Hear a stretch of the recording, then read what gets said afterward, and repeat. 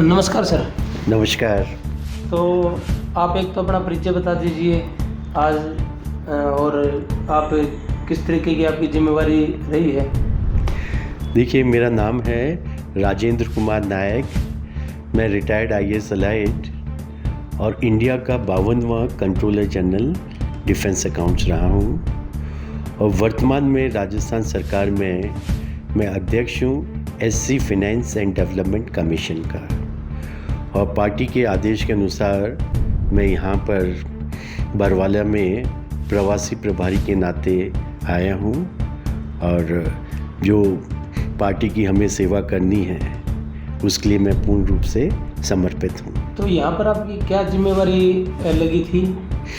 देखिए, हम सब की एक ही जिम्मेदारी है कि कमल का फूल खिलाना है।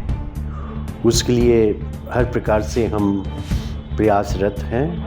हमारी टीम डेडिकेटेड टीम है और सुनियोजित ढंग से हम काम कर रहे हैं और मुझे पूरा विश्वास है कि हम यहाँ से पहली बार बीजेपी का कैंडिडेट जिता करके उनको चंडीगढ़ भेजेंगे।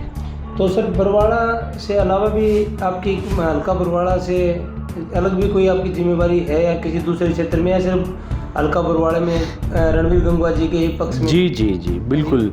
मैं यहाँ प्रवासी प्रभारी हूँ बरवाला विधानसभा का।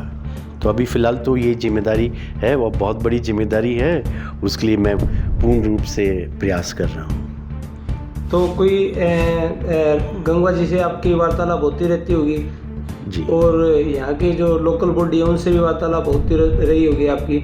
तो यहाँ पर जो गंगवा जी को आप कह रहे हैं अभी हम पहली बार कमल का फूल खिलाने की कोशिश करेंगे, तो उसमें कोई रोड मैप वगैरह भी तैयार कर रखा है कि गंगवा जी ने भी यहाँ की व्यवस्था के बारे में, समस्याओं के बारे में। जी, उनका वो तो विजनरी मैन है। उन्होंने कई विज़न बना रखे हैं और कई इंटरव्यू में बोला भी उन्होंने कि यहाँ का हिसार का विकास उनका सर्वप्रथम कार्य रहेगा। कल भी एक मीटिंग में उन्होंने कहा था कि जैसे वो जीत के आते हैं तो अधिकारियों को सबको लेकर के यहाँ की जिस ढंग से कई चीज़ें हैं, जो कमियां हैं उन्होंने ऑब्ज़र्व की है, तो उनको सबको दूर करके एक बहुत ही अच्छा हिसार का निर्माण, उसके विकास में अपनी बहुत ही अच्छी अहम भूमिका अदा करने वाले हैं। तो आप हल्का जो प्रत्याशी है भाजपा के डिप्टी स्पीकर रणवीर गंगवा जी, उन्हीं के समर्थन में आप आए हो। जी, मैं उन्हीं के समर्थन में, पार्टी के समर्थन में, और हमारी पार्टी क्यों अन्य पार्टी से ही अलग है। हम राष्ट्रवादी पार्टी हैं और राष्ट्रवाद के विरुद्ध जो भी पार्टियां खड़ी है उनके हम कट्टर विरोधी हैं। एक गंगवा साहब बार बार कहते हैं कि भी हम बिना खर्ची पर्ची के नौकरियां देते हैं, इसमें कहाँ तक सत्य बात है। ये बिल्कुल सत्य बात है। कई गांव में हर जगह जा रहा हूँ और लोगों को बिना खर्ची बिना पर्ची, उन्हें एक समय ये था कि नौकरियाँ बिकती थी कांग्रेस के समय में और एक परिवार में सिर्फ एक को ही मिलती थी। लेकिन आज जो भी हमारे बच्चे योग्य हैं उनको न किसी मंत्री के पास जाने की ज़रूरत, न किसी के पास में जाने की ज़रूरत। वो मेहनत करते हैं और उसके अनुसार ही वो सफल होते हैं, उनको ये नौकरी मिल रही है। इसलिए मुझे तो ये कहते हुए बहुत हर्ष हो रहा है कि बीजेपी कार्यकाल में हरियाणा को एक बहुत ही ऊंची नज़र से, अच्छी नज़र से देखते हैं कि यहाँ भ्रष्टाचार नहीं है, यहाँ पर नौकरियाँ बिकती नहीं हैं, यहाँ पेपर लीक नहीं होते हैं। इसलिए हरियाणा का नाम ऊंचा किया है बीजेपी ने। तो यहाँ पर अब उन्हीं के जो प्रतिद्वंदी है कांग्रेस के रामनाथ घोड़ेला जी, उसके बारे में भी कल आप कुछ कह रहे थे कि भी उनकी तो जमानत जब्त भी होने वाली है, तो ऐसा भी कुछ कहा था। तो उनके बारे में क्या कहेंगे सर। पहले भी विधायक रह चुके हैं वो।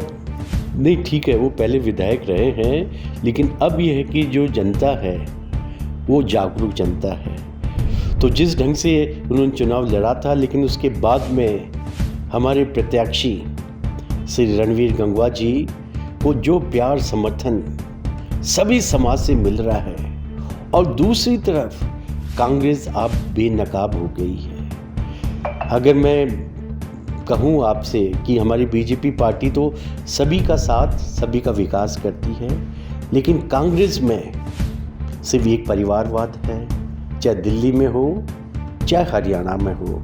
परिवार के ऊपर वो सोचते नहीं हैं, और जो परिवार इनका कांग्रेस का है वो सिर्फ अपने ही हल्के की सोचते हैं, वो पूरे हरियाणा के लिए नहीं सोचते हैं। और उसके अलावा भी जिस ढंग से कांग्रेस छुआछूत पर करती है, इनकी प्रत्याशी जो बड़ी नेता रही है कुमारी शैलजा, तो मैं कांग्रेस के नेताओं से पूछना चाहता हूँ कि इतने दिनों तक वो चुनाव प्रचार से क्यों गायब रही।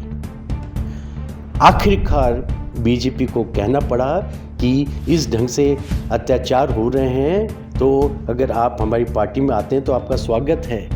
मजबूरन कांग्रेस को आकर के उनके पास में जाना पड़ा, तो ये तो उनकी मजबूरी थी, लेकिन उनकी जो दिल की बातें हैं कि हमें कोई ऐसे समाज के किसी नेता को उभरने नहीं देना है, सिर्फ एक परिवार को उभरने देना है। तो ये सारी चीज़ें जान गई हैं। सर, परिवार किसके और लगाने लग रहे हैं आप? एक बार आप परिवार की बात बिल्कुल, हुड्डा परिवार, और उधर नेहरू परिवार, दिल्ली में नेहरू परिवार, यहाँ पर हुड्डा परिवार। तो सर, इतना जो आपको शैलजा के ऊपर बार बार जो उसकी नेता है वो कांग्रेस की, शैलजा भी इतना प्यार क्यों आने लग रहा है सर बीजेपी वालों को? देखिए, शैलजा एक अछूत समाज से बिलोंग करती है, और बीजेपी पूरे अछूत समाज के साथ में, जो रिजर्व कैटेगरी हैं उनके साथ में खड़ी है।